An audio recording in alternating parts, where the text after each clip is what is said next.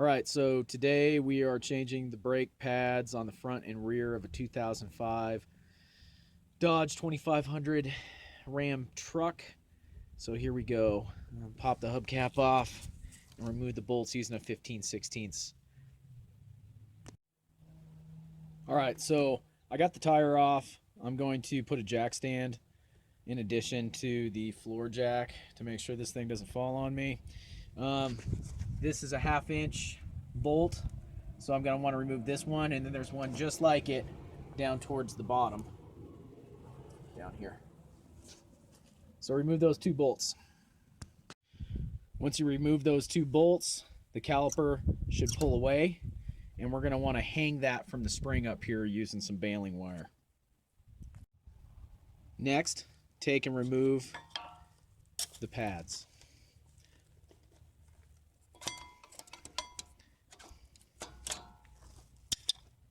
Uncap the master cylinder. Next, we're going to want to put the old brake shoe on these 2 pistons and tighten them down with a C-clamp.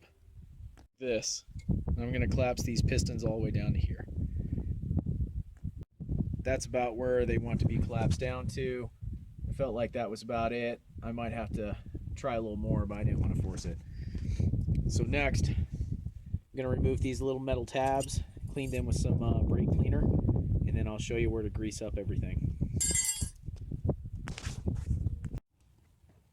Okay, so now we're going to take and we're going to grease up anything that makes contact with moving parts. So we're going to put some lithium grease there and there, kind of place the brake caliper in there. You'll see all the places it touch.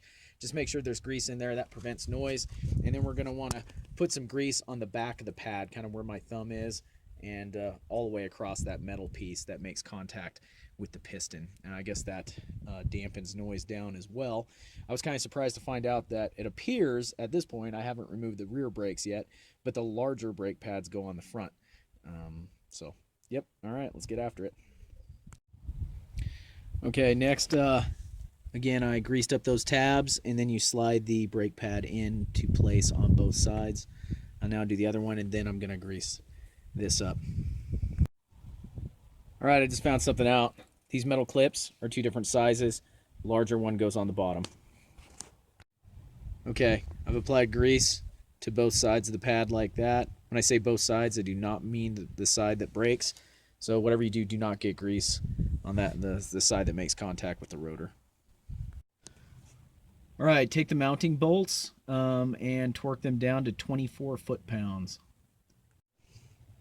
Okay, so now I'm going to bleed the brakes.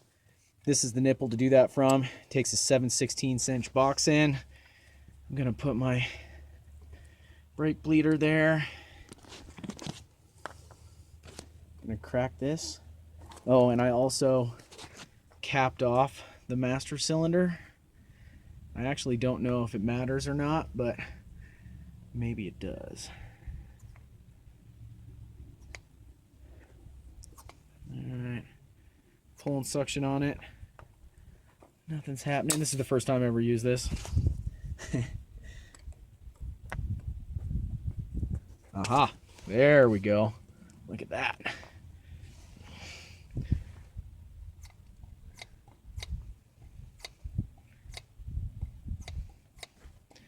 Alright, still pulling suction. Alright, well, I'm going to keep on toying with this and see if I can get it to work.